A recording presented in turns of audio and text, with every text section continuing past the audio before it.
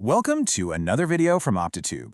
Today, we're diving into a story of power that you rarely hear about. See, it's not about the oil tankers you see on the news or the massive gas pipelines that always seem to dominate the headlines. Nope. This is about an invisible force, one that crosses borders every single second, reshaping geopolitics in ways that are almost impossible to track. So, let's kick things off with a bit of a puzzle. Picture a country that's under some really heavy international sanctions. You probably imagine it being cut off, right? Isolated from the global flow of commerce and energy. Well, turns out, that's not always the whole story. So how do they pull it off? How can a sanctioned nation continuously export energy and influence, effectively bypassing the very systems that were designed to box them in? It's a question that really forces you to rethink our typical understanding of how international relations work. And here's the kicker. The answer isn't in barrels of oil or cubic meters of gas. It's in megawatts. We're talking about raw, unfiltered, instantaneous electrical power. It's a silent currency, and it is always in motion. Just think for a second about why electricity is the perfect tool for this kind of thing. I mean, unlike a giant tanker crawling across the ocean, it's totally invisible, it moves at the speed of light, zipping across borders silently through transmission lines. And the best part? Once it hits the grid and starts mixing with power from dozens of other sources, it becomes incredibly difficult to track, let alone sanction. So yeah, this unique nature of electricity, it gives it this massive geopolitical advantage over other types of energy. It's kind of like it's playing a completely different game with a whole different set of rules. Let's just compare them side by side. On one hand, you've got the world of oil and gas. It's slow, it's physical, you can see the pipelines and tankers, which makes it highly sanctionable. It's all very transactional. But power grids, that's a different story. The flow is instant, it's invisible, and most importantly, when you connect grids, you're not just making a sale, you are creating deep, immediate interdependence. Okay, so how is all this control actually pulled off? Well, this is where the engineering gets really interesting, where it basically becomes statecraft. First up, you've got something called a synchronous grid. Imagine a bunch of countries all agreeing to have their entire power systems beat to the exact same rhythm, the same frequency. Now, this isn't just a technical achievement, it is a major political statement. It means there's a profound level of trust, because if one person's grid goes down or becomes unstable, that instability instantly ripples through everyone else's grid. But what if you don't have that level of trust? That's where asynchronous connections come into play.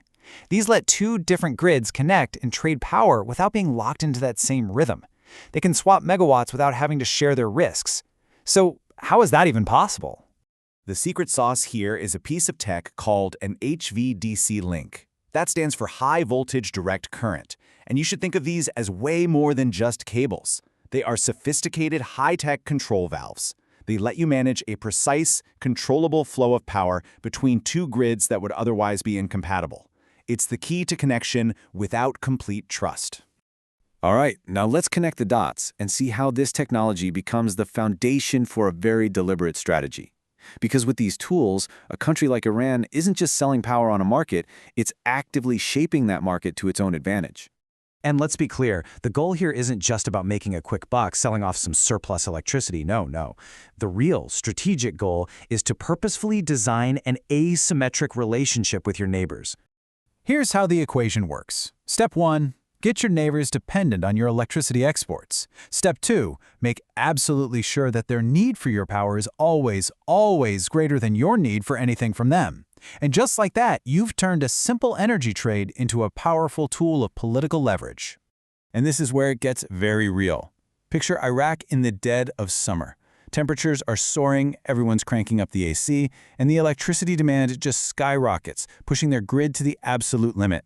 In that exact moment of vulnerability, a steady flow of megawatts from a neighbor isn't just a commodity anymore, it's a critical lifeline and a very powerful bargaining chip. And that right there shows you why it's so vital to look past the surface-level supply and demand numbers. You've got to understand the deep strategic layers of the modern energy market. These power flows are hiding in plain sight, and believe me, they are fundamentally rewriting the rules of the game. So if this kind of deep dive into energy markets, power system modeling, and just getting the real story on the global energy market is your thing, then hey, come follow us over on the Optatube YouTube channel. You know, this whole playbook, it's not unique to any one country or region. It's really part of a much bigger, emerging game. You could call it grid geopolitics. And the rules of this game are pretty simple, but they're also profound. Rule 1, infrastructure is influence. The more you build, the more say you have. Rule 2, synchronization. When you sync your grid with someone else's, that's the ultimate technical and political alliance. And Rule 3, dependency. Well, we've seen it. That's pure leverage. Honestly, this represents a huge shift in how we measure power. In the 20th century, geopolitical power was often measured in barrels of oil, something physical, tangible, and relatively slow-moving. But today, in the 21st century, a new currency of power is taking over, and it's measured in megawatts. Invisible, instantaneous, and deeply political. So all of this leaves us with one last crucial thought. The whole defining question of energy geopolitics is evolving right before our eyes. It's no longer just about who owns the oil fields or the gas reserves. The more important question, the one that will define our interconnected future, is this: who controls the grid?